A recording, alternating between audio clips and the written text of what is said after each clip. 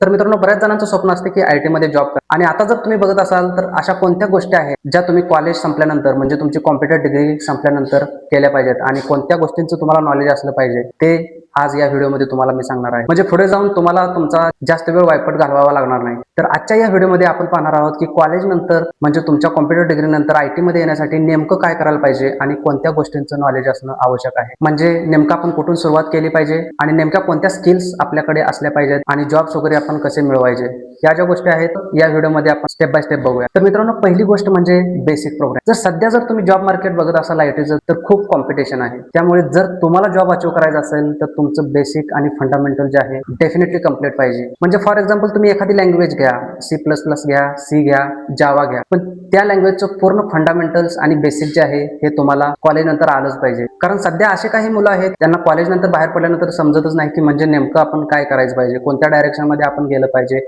Job शोधण्यासाठी किंवा skill wise. त्यामुळे बेसिक फंडामेंटल्स आणि एखादी टेक्नॉलॉजी जर कॉलेज लेवललाच तुम्ही अडॅप्ट करून ठेवली असेल तर पुढे जाऊन तुम्हाला जास्त त्रास होणार नाही. त्यामुळे स्किल जे आहेत फंडामेंटल बेसिक्स हे तुम्हाला कम्प्लिटली पूर्ण करायचे आहे. आणि दुसरी इम्पॉर्टंट गोष्ट म्हणजे तुमच्या आवडीनुसार एक डायरेक्शन निवड. म्हणजे मित्रांनो, आयटी फील्ड जे आहे हे खूप मोठं आहे. म्हणजे कॉलेज संपल्यानंतर तुम्हाला समजलं पाहिजे की तुम्ही कोणत्या डायरेक्शन मध्ये जाणार आहात. म्हणजे तुमच्या आवडीनुसार तुम्ही एखादं डायरेक्शन निवडलं पाहिजे. म्हणजे फॉर एक्झाम्पल म्हणजे तुम्हाला कोणत्या गोष्टीत इंटरेस्ट आहे, म्हणजे software development, web development, data analytics किंवा सायबर सिक्युरिटी यासारखे बरेच रोल जे आहेत आयटी मध्ये आहेत. आणि या जेव्हा गोष्टी तुम्हाला कॉलेज लेवललाच माहीत असतात तेव्हा तुम्हाला पूर्ण एक डायरेक्शन मिळतं आणि हे डायरेक्शन असणं खूप इम्पॉर्टंट आहे. त्यामध्ये तुम्हाला समजून जाईल की तुम्ही तुमच्या आवडीनुसार कोणतं एका डायरेक्शन निवडू शकता. फॉर एक्झाम्पल जर तुम्ही वेब डेव्हलपमेंट निवडलं तर पूर्ण वेब डेव्हलपमेंटमध्येच तुमचा फोकस राहील. म्हणजे web development front end back end आणि हा एक डायरेक्शन घेऊन तुम्ही पुढे जाल. म्हणजे यामध्ये तुम्हाला कन्फ्युजन होणार नाही आणि हे डायरेक्शन असणं खूप इम्पॉर्टंट आहे. आणि मित्रांनो, जर या गोष्टीचं जर तुम्हाला जास्त नॉलेज नसेल तर कॉलेज लाईफ नंतर तुम्हाला जॉब मिळवणं थोडं कठीण जाईल. कारण पूर्ण ऑलरेडी कॉम्पिटिशन जे आहे हे हाय लेवल आहे. त्यामुळे तुम्हाला जेव्हा तुम्ही कॉलेज नंतर बाहेर पडताय त्या केसमध्ये तुम्हाला ऍटलिस्ट सॉफ्टवेअर डेव्हलपमेंटची पूर्ण लाईफ सायकल, पूर्ण जे आयटी मध्ये वर्क कल्चर जे चालतं ते पूर्ण त्याची आयडिया पाहिजे. आणि तुम्ही ज्या डायरेक्शन मध्ये जाताय त्याचा पूर्ण ओव्हरव्ह्यू हे असणं खरंच इम्पॉर्टंट आहे. आणि हे जर असेल तर तुम्ही राईट पोझिशनला आहे. आणि मित्रांनो, जेव्हा तुम्ही कॉलेज नंतर बाहेर पडता तेव्हा तुम्हाला एक डायरेक्शन ठेवल्याचा फायदा म्हणजे तुम्ही त्या केसमध्ये तुम्ही कन्फ्युज नाही होणार. म्हणजे जर तुम्हाला एखादा दुसरा कोणीतरी आला आणि त्या केसमध्ये जर तुम्हाला सांगायला लागला की एखादी नवीन टेक्नॉलॉजी वगैरे, तर त्या केसमध्ये तुम्ही डायव्हर्ट नाही होणार.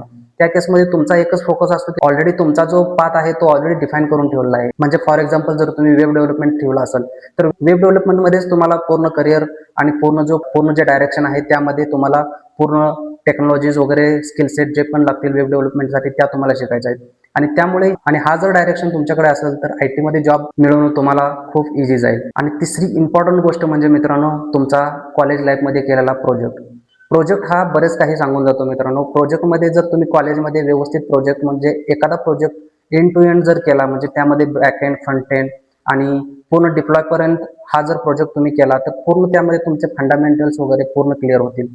त्यामुळे प्रोजेक्ट हा इम्पॉर्टंट आहे.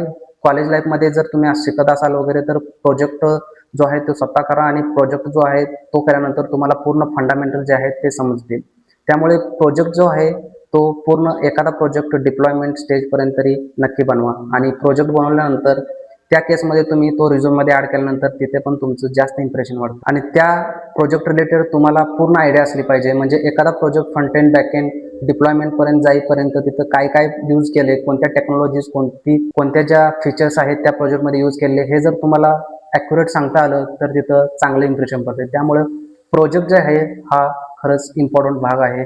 जर तुम्ही आयटी मध्ये फ्रेशर म्हणून ॲज अ फ्रेशर जर जॉईन करत असाल तर सगळा फोकस हा इंटरव्ह्यूचा प्रोजेक्टवर असतो. आणि चौथी इम्पॉर्टंट गोष्ट म्हणजे मित्रांनो कम्युनिकेशन स्किल. जर तुम्हाला आयटी मध्ये करिअर करायचं असेल तर कम्युनिकेशन स्किल म्हणजे इंग्लिश हे मस्ट आहे. कारण पूर्ण इंटरव्ह्यू प्रोसेस आणि ज्या पण फंडामेंटल्स वगैरे असतील त्या पूर्ण इंग्लिशमध्ये होतात. आणि ॲटलिस्ट तुम्हाला 80 ते 90% बोललेलं समजलं पाहिजे आणि 7 ते 70% तुम्हाला बोलता आलं पाहिजे. म्हणजे आपल्याकडे काय होतं की प्रत्येक मुलाकडं जे आहे ते प्रॅक्टिकल स्किल्स वगैरे भरपूर असतात, पण जे आपल्याकडे प्रॅक्टिकल स्किल आहेत ते सांगता नाही आहेत. त्यामुळे काही मुलं आपल्याकडे मागे आहेत. त्यामुळे English communication is a more important. आणि मित्रांनो, ह्या ज्या 4 गोष्टी आहेत, basic fundamentals, right direction choose करणं, आणि तिसरी इम्पॉर्टंट गोष्ट म्हणजे तुमचा प्रोजेक्ट, आणि चौथी म्हणजे कम्युनिकेशन स्किल. या 4 गोष्टीचा यूज करून तुम्ही कॉलेज नंतर जेव्हा या गोष्टी तुम्हाला ऑलरेडी माहीत असतील, IT मध्ये जॉब मिळवणे हे तुमच्यासाठी खूप इझी होऊन जाईल. कारण जेव्हा तुम्ही कॉलेजमधून बाहेर पडता आणि या जर गोष्टी तुम्हाला माहीत नसतील, तर पुढचा जो टाईम पिरियड आहे हा तुमच्यासाठी खूप कॉम्प्लिकेटेड जाणार आहे. कारण तिथून पुढे तुम्ही पूर्ण शिकून जॉबमध्ये एंटर करायचा प्रयत्न करत असाल, तर तिथे तुमचा खूप टाईम हा वेस्ट होतोय आणि हाच तो कॉलेजचा टाईम पिरियड असतो किंवा कॉलेज नंतर, तर त्यानंतर तुम्हाला या गोष्टी 100% शिकायलाच लागणार आहेत. आणि मित्रांनो, या गोष्टी तुम्ही केल्यानंतर IT मध्ये जॉब मिळवणं तुमच्यासाठी इझी होऊन जाईल आणि चान्सेस वाढतील. त्यामुळे या 4 गोष्टीवरती फोकस करा आणि कॉलेज लाईफ नंतर पूर्ण तुमचं IT करिअर जे आहे इझिली तुम्ही मिळवू शकता. तर व्हिडिओ आवडला असेल मित्रांनो, तर लाईक करा आणि चॅनलला सबस्क्राईब करा. धन्यवाद.